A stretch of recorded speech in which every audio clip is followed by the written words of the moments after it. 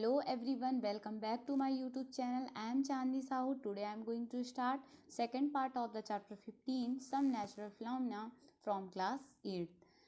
In the previous video, we had seen what is lighting, what are the charges, that is positive and negative charge, and what are the story of lighting. So in this video, we will study about what are the lighting safety.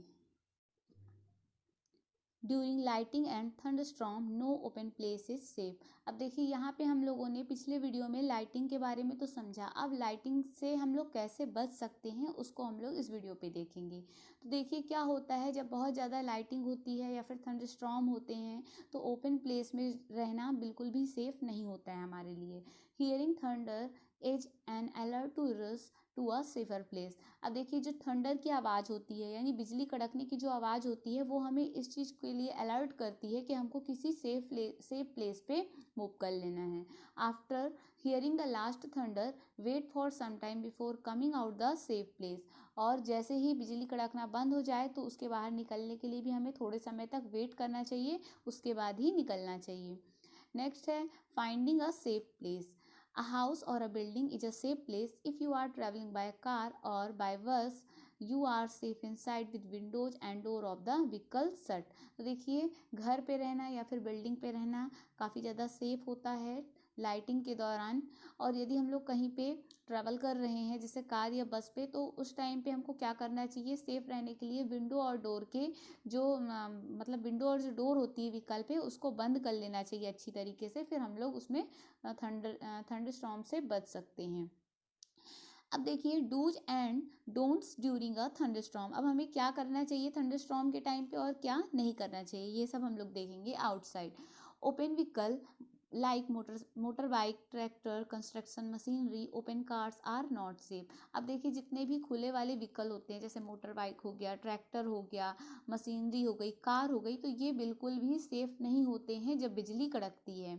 Open field, tall trees, shelter in park, elevated places do not protect us from lighting stroke. इसके अलावा जितने भी open field होते हैं जैसे कि लंबे tree हो गए, पार्क में यदि हम लोग जाएं तो शेल्टर के किनारे या फिर एलिवेटेड प्लेस हो गए तो वो बिल्कुल भी प्रोटेक्ट नहीं करते हैं हमें लाइटिंग के दौरान। Carrying an umbrella is not at all good idea during thunderstorm. अब देखिए कुछ लोग सोचते हैं ना कि हम लोग बारिश से बचने के लिए अम्ब्रेला को लेके चले, तो देखिए यदि बारिश से बच रहे हैं तब तो अम्ब्रेला ठीक है, लेकिन यदि वहाँ पे थंडरस्टॉर्म हो रहा है, बहुत ज़्यादा लाइटिंग हो रही है, तो वहाँ पे अम्ब्रेला लेके चलना बिल्कुल भी सही नहीं होता क्योंकि वो हमें थंडरस्टॉर्म से प्रोटेक्ट नहीं करता है। In a forest take shelter under a shorter trees. और यदि हम लोग कहीं जंगल पे हैं तो हमें किसी छोटे ट्री के नीचे सेफ हो जाना चाहिए। If no shelter is available and you are is open field, stay for away from all trees, stay away from pole और अदर मेटल ऑब्जेक्ट। और यदि हम किसी ऐसे जगह पे हैं जहाँ पे शेल्टर नहीं है तो हमें वहाँ पे खुले प्लेस में भी नहीं जाना चाहिए, यानी जो पोल्स होते हैं सड़कों के किनारे या फिर कोई भी मेटल ऑब्जेक्ट होता है तो वहाँ पे हमें नहीं जाना चाहिए, क्योंकि मेटल ही तो गुड कंडक्टर ऑफ इलेक्ट्रिसिटी होती है। और लाइटिंग में क्या होते हैं, चार्ज ही निकलते हैं। तो यदि हम ऐसे किसी मेटल ऑब्जेक्ट में या बिजली के खंभों के पास खड़े हो जाएंगे तो वो हमारे लिए बिल्कुल भी सेफ प्लेस नहीं रहेगा। Do not lie on the ground, instead square low on the ground. और यदि हम सोचें कि हम केवल ग्राउंड में जाकर के लेट जाएं वो भी हमारे लिए सेफ नहीं है। Place your hand on your knees with your head between the hands, this position will make you the smallest target to be struck. अब देखिए यहाँ पे जैसे इस फिगर पे दिखाया जा रहा है ये, तो इस तरीके से यदि हम इस पोजीशन पे बैठते हैं तो ही हमारे लिए वो सेफ होता है। मतलब हम लोग क्या करें, अपने हेड को डाउन कर लें और नीच के ऊपर हम लोग अपने हैंड को रख लें, और ये जो पोजीशन है ये हमें थंडरस्टॉर्म या फिर लाइटिंग से बचा सकती है। अब देखिए यदि हम लोग घर के अंदर हैं तो हम लोग किस तरीके से सेफ रह सकते हैं। Lighting the house, lighting can strike telephone cords, electrical wire and metal pipe. Do you remember lighting is an electrical discharge during thunderstorm contact with this should be avoided. तो देखिए जब यदि हम लोग टेलीफोन की जो वायर होती हैं या फिर कोई भी इलेक्ट्रिक वायर्स होती हैं, मेटल पाइप्स होते हैं, तो इनका यूज करना बिल्कुल भी सही नहीं होता है लाइटिंग के दौरान। During a thunderstorm contact with this should be avoided, और हमको थंडरस्टॉर्म के दौरान इनका कॉन्टैक्ट जो है वो बिल्कुल भी अवॉइड करना चाहिए। It is safer to use mobile phone and cordless phone, बल्कि यदि हम लोग मोबाइल फ़ोन या फिर कोई कॉर्डलेस फ़ोन यानी कि वायरलेस फ़ोन यूज करते हैं तो वो हमारे लिए सेफ होता है। However, it is not wise to call up a person who is receiving your phone through a wired phone। और इसके अलावा यदि हम कोई ऐसे व्यक्ति को कॉल पे बात कर रहे हैं जिसके पास वायर फ़ोन है, तो उससे भी बात करना सेफ नहीं होता, क्योंकि वायर के थ्रू जो भी लाइटिंग होगी वो हम पे भी इफेक्टेड करेगी, हमें भी, इसलिए बिल्कुल भी सेफ नहीं होता है। Bathing should be avoided during thunderstorm to avoid contact with running water. अब देखिए कुछ लोग ऐसे होते हैं ना कि पानी बरस रहा है तो जा कर के छत में रनिंग वाटर पे भीगना स्टार्ट कर देते हैं, तो वो ऐसा हमको बिल्कुल भी नहीं करना है, क्योंकि जो रनिंग वाटर होता है वो भी गुड कंडक्टर ऑफ इलेक्ट्रिसिटी होता है। यदि हम बाहर जा कर के नहाएंगे तो हमारे पे थंडरस्टॉर्म गिरने के चांसेस जो है वो बहुत ज़्यादा होते हैं। Electrical applications like computer, TVs etcetera should be unplugged. यदि हम जो भी अपने घर पे इलेक्ट्रिक एप्लीकेशंस यूज कर रहे हैं, जैसे कि कंप्यूटर हो गया, मोबाइल चार्ज, टीवी, ये सारी चीज़ों को हमें अनप्लग कर देना चाहिए। Electrical light can remain on, बल्कि हम इलेक्ट्रिकल लाइट को जला सकते हैं। दे do not cause any harm, उससे हमें कोई भी ज़्यादा हार्म नहीं होता है। Now we will move our next topic, that is lighting conductor. Lighting conductor is a device used to protect a building from the effect of lighting. अब देखिए लाइटिंग कंडक्टर क्या होता है, ये एक डिवाइस होता है जो कि हमारे बिल्डिंग में लाइटिंग के इफेक्ट से हमें प्रोटेक्ट करता है। A metallic rod taller then the building is installed in a wall of the building during its construction. और हमें क्या करना चाहिए, एक मेटेलिक रॉड लेना चाहिए जो कि हम काफ़ी ज़्यादा बिल्डिंग की लंबाई से लंबी होती है, उसको हमें इंस्टॉल कराना चाहिए और उसको हम लोगों को अपनी छत पे लगाना चाहिए, और बिल्कुल उसका जो एक सिरा है वो नीचे अर्थ से अटैच करना चाहिए। One end of the rod is kept out in the air and other is buried deep in the ground. वही चीज़ बताया जा रहा है कि एक जो रॉड का एक एंड है उसको तो हमको एयर पे रखना चाहिए, और जो दूसरा एंड है उसे हमें ग्राउंड पे फिक्स करना चाहिए। The rod provide easy route for the transfer of electric charge to the ground, क्योंकि जो रॉड होता है वो इजी रूट प्रोवाइड कराता है इलेक्ट्रिक चार्ज को ट्रांसफ़र करने के लिए। ये देखिए इस तरीके से जैसे इस फिगर पे दिखाया गया है, ये एक मेटेलिक रॉड है और इसको इस तरीके से अर्थ पे कॉन्टेक्ट कराया गया है। तो इसका जो एक ओपन वाला एरिया है वो एयर से कनेक्टेड है और जो नीचे है वो ग्राउंड से है। तो इस तरीके से हम लोग इससे बच सकते हैं। अब हमारा the metal column use during construction, electric wire and water pipe in the building also protect us and extend but do not touch them during a thunderstorm.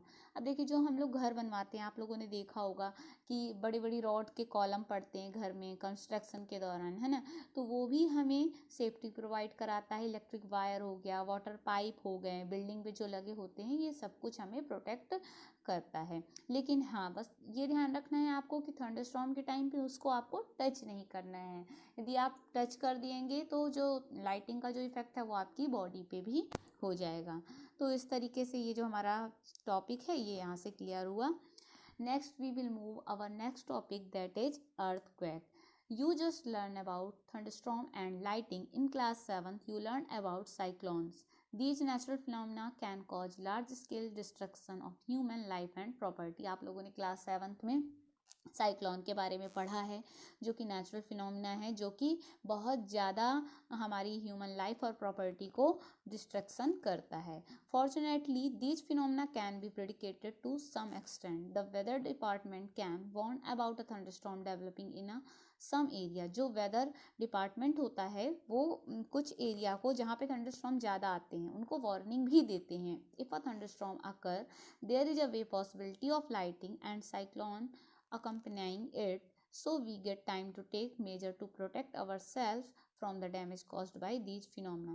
यदि हम लोग वेदर डिपार्टमेंट का जो वार्निंग होता है उसको अच्छे से ध्यान दें और उसके प्रति हम लोग अलर्ट रहें, तो हम बहुत सारी ऐसी प्रॉब्लम को आने से बच सकते हैं। बस ये है कि हमको अलर्ट होकर के उनको सुनना है, तभी ऐसा हो सकता है। There is however one natural phenomena which we are not at able to predict accurately it an earthquake. अब देखिए दूसरा नेचुरल जो फिनोमिना होता है वो होता है अर्थक्वेक। नेचुरल फिनोमिना है, वही मैंने आपको बताया है, जो चीज़ हमें नेचर से कुछ ऐसा मिलता है वो क्या कहलाता है, नेचुरल फिनोमिना कहलाता है। मतलब कि जो हमें नेचर के द्वारा ही हमारे लाइफ पे आता है और हम हमारी पूरी जो लाइफ है उसको डिस्ट्रैक्ट करता है। It can cause damage to human life and property on a huge scale. तो देखिए जो अर्थक्वेक है इसके कारण भी हमारी जो लाइफ है, प्रॉपर्टी है, वो काफ़ी ज़्यादा डैमेज हो जाती है। A major earthquake occurred in India on 8 October 2005 in Uri Tang and Tangdhar. Before that, a major earthquake occurred on 26 January 2001 in Bhuj district of Gujarat। तो देखिए सबसे ज़्यादा जो अर्थक्वेक हमारे इंडिया पे कब आया था, 8 अक्टूबर 2005 में आया था। उसके अलावा गुजरात में भी 26 जनवरी 2001 पे आया था, जो कि बहुत ज़्यादा अर्थक्वेक था, इसलिए इसका नाम यहाँ पे मेंशन किया गया है, क्योंकि इससे जो हमारी ह्यूमन लाइफ थी वो काफ़ी ज़्यादा अफेक्टेड हुई थी। नेक्स्ट हम लोग देखेंगे what is an earthquake. Earthquake क्या होते हैं, what happen when it occur, क्या होगा जब ये आ जाएगा, what can be do to minimize its affect, तो इसके इफेक्ट को हम लोग किस तरीके से मिनिमाइज कर सकते हैं। These are some of the question which we solve discuss below. ये सारे क्वेश्चन हैं जिसको हम लोग वन बाय वन करके डिटेल से डिस्कस करेंगे। So our first topic, that is what is an earthquake. An earthquake is a sudden shaking or trembling of the earth which lasts for a very short time। Earthquake जो है वो अचानक से ही एक shaking process होता है, trembling, अर्थ को trembling कर देता है, जो बहुत ही कम टाइम के लिए होता है। It is caused by disturbance deep inside the earth. और ये क्यों होता है, जब हमारे अर्थ के अंदर क्या होता है, डिस्टर्बेंस क्रिएट होता है, जिसके कारण ये होता है। Earthquake occur all the time all over the earth. देखिए जो अर्थक्वेक है वो किसी भी टाइम कभी भी हमारे अर्थ पे आ सकता है। They are not even noticed. Major earthquake are much less frequent. अधिकतर जो अर्थक्वेक होते हैं वो बहुत ही कम फ्रिक्वेंटली होते हैं। They can cause immense damage to building, bridges, dams and people. They can be a great loss to life and property. Earthquake can cause flood, landslides and tsunami. A major tsunami occurred in the Indian Ocean on 26 December 2004. All the coastal areas around the ocean suffered huge losses। तो देखिए earthquake के कारण बहुत सारी problem जैसे flood, landslide, tsunami, ये सारी चीज़ें आती हैं। और सुनामी भी हमारे यहाँ हमारे इंडिया पे 2004 पे बहुत ही ज़्यादा भयंकर आई थी, जिससे जितना भी जो कोस्टल एरिया था वहाँ पे बहुत, वहाँ के जो लोग हैं उनको बहुत ज़्यादा लॉसेस फेस करना पड़ा था। What causes an earthquake. अब हम लोग जानेंगे कि अर्थक्वेक आने का कारण क्या होता है। इन ancient time people did not know the true cause of earthquake. देखिए पुराने टाइम पे क्या होता था, जो हमारे पीपल होते थे वो इस चीज़ को नहीं जान पाते थे कि जो अर्थक्वेक है वो क्यों आता है। There ideas were there for express in mythical stories such as and one told by Boojho grandmother. वो उनके पीछे एक माइथिकल स्टोरीज थी जो कि बूझो ग्रैंड मदर ने उनको बताया था। Similar myths were prevalent in other part of the world. Now we know that the tremors are caused by the disturbance deep down inside the uppermost layer of the earth called the crust। अब देखिए अब हम लोग इसका reason जान चुके हैं कि क्यों आता है। क्या होता है कि बहुत ज़्यादा जब हमारे अर्थ के अंदर मतलब क्रस्ट पे बहुत ज़्यादा डिस्टर्बेंस क्रिएट होता है, जहाँ पे क्रस्ट, ये देखिए यहाँ पे पूरा बताया गया है अर्थ का स्ट्रक्चर कैसा होता है। तो ये क्रस्ट पे जब डिस्टर्बेंस क्रिएट होता है उसके अपर मोस्ट लेयर पे अर्थ के अंदर, तो उसके कारण ही अर्थक्वेक अकर होता है। The outer most layer of the earth is not in one piece. देखिए जो अर्थ की आउटर मोस्ट लेयर होती है वो एक पीस पे ही नहीं होती है। इट इज फ्रेगमेंटेड, ये फ्रेगमेंटेड होती है। Each fragmented is called a plate. और सभी फ्रेगमेंटेड को क्या बोलते हैं हम लोग, प्लेट बोलते हैं। These plate are in continual motion. और जो ये प्लेट है वो कॉन्टिन्यूसली क्या होती है, मोशन करती रहती है। When they brush past one another और